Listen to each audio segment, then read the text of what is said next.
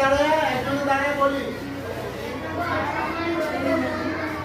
ক্ষেত্রফল সমান দৈর্ঘ্য গুণ ভেরি গুড। তাহলে আমরা বোর্ডে প্রথমে লিখবো দেওয়া আছে, বোর্ডে প্রথমে কি লিখবো দেওয়া আছে। তাহলে জমির প্রস্থ দেওয়া আছে 4.75 মিটার, দৈর্ঘ্য দেওয়া আছে 12.8 মিটার। তাহলে জমির প্রস্থ, আয়তকার জমির প্রস্থ